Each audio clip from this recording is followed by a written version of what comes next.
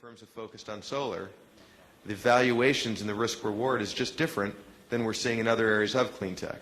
I'm an investor in one of the only coal technology companies backed by the venture community. We have a biodiesel company. You see a lot of interest in ethanol. We have one of the few biodiesel companies and one of the few water technology companies. And because of that, we're able to extract some just great risk-reward profiles on those kinds of companies, yet relative to solar, where we're seeing a significant amount of interest and, frankly, competition for those deals, which is a separate issue than whether I think the overall sector is going to be exciting and whether it's going to make a big impact on the energy industry.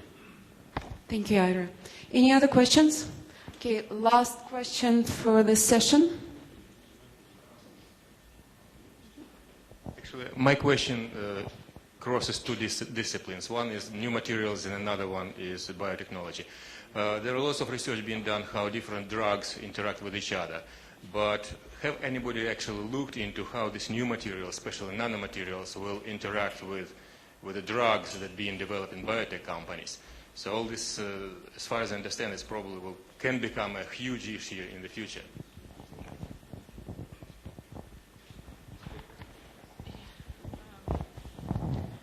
So, yes, that is being exploited, particularly in the device area where there's more convergence, combination of drugs that can be, put on specific material. And so, is that the question? The question was, we introducing new nanomaterials, like yeah.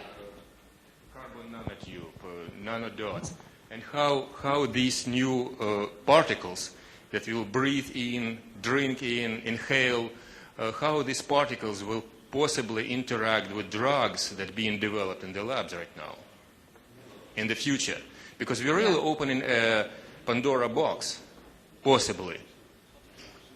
Yeah, I by mean, putting together, actually introducing something into our environment, into our system, that is not being researched by drug companies, how some agents will be interacting with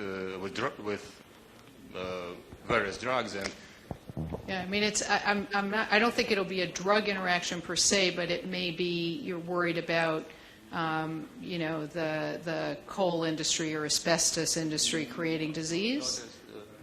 I mean, I don't think at this point, I think the fields are early, and we have a diversified firm, and we're not particularly worried about the new energy and new, biofuels and such that are being used with respect to impacting the life science area. And maybe, do you understand that?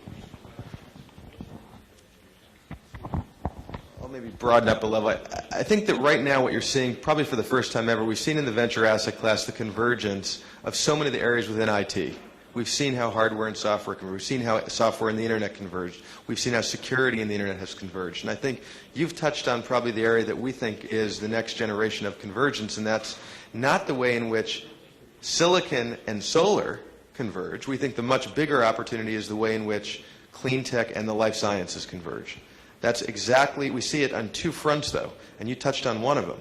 One of them is how the advent of new materials can impact the life sciences, which is what you talked about. I think there's the flip side as well, though.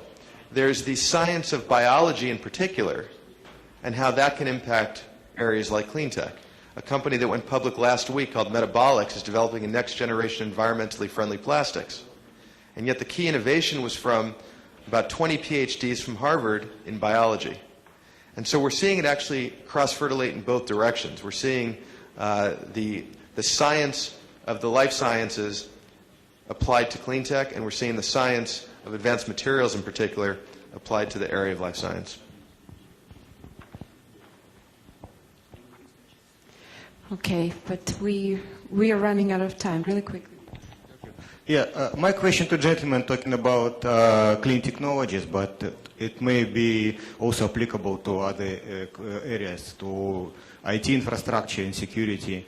My question is that even from this presentation and from what we know, there are global problems not addressed, like, for example, energetical infrastructure is outdated by tens of years. And water infrastructure is outdated by many tens of years, and IT infrastructure of the internet were not designed for the issues we're dealing with. And and versus that, most of investment going only into few specific pockets, like solar cells or something. But how would you expect any model of investment that would really solve global society problems, like energetical, water, and IT infrastructure, security, that really global, that can be only solved by really, really high and long-term investment?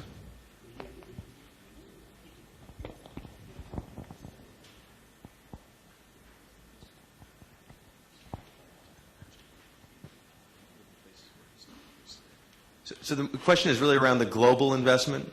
My question is how real global problems like replacement or updating of entire energy infrastructure of society or entire IT infrastructure would be solved if we see that most of investment usually short-term on very specific pockets. So how global problems of society and economics and ecology can be solved by investments?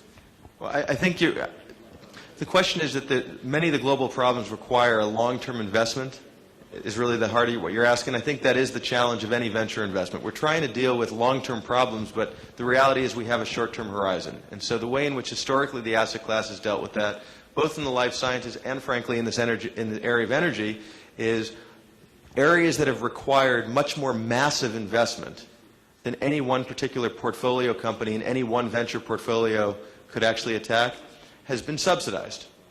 And so the challenge in this sector historically has been how do we deal with fundamental global problems where a single portfolio company alone can't, for example, upgrade the entire U.S. energy grid, where we can't somehow create the kind of water access in places like India through one single investment.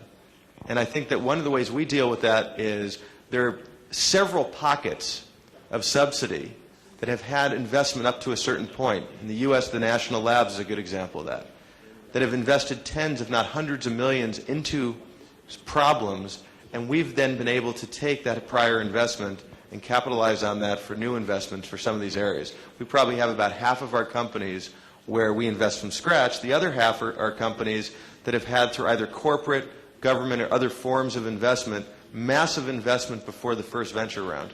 And I think in the clean tech sector, that's just an important trend that's the reality of investing in this space. Okay. I would add that I think economics will drive the large investments you're talking about. You know, technology always promises a huge improvement in productivity or efficiency. And the point I'm going to make is that we've been talking about convergence in telecommunications for 20 years. Voice, video, convergence. Now we actually have it. We have the ability to deliver television, to deliver internet service, to deliver basic services over a common technology architecture. So in the United States, we have a duopoly between the cable companies and the telephone companies to provide those services. But we have a huge investment wave coming now in wireless access. Why? Because they can provide that service to millions of consumers at a dramatically lower cost than the cable companies or the telephone companies. Now, so they have immediate access to a couple 100 million people, and that's a huge economic opportunity for them. It requires a large economic investment, but assembling large amounts of capital today privately is not a difficult problem. So I think it's the economic opportunity will in fact drive the investment I think you're referencing in terms of large new infrastructures in parts of the world where people will see the opportunity to displace the incumbent provider of that infrastructure. So I think we all suspect that the incumbents will not make the upgrade, but there is now a real opportunity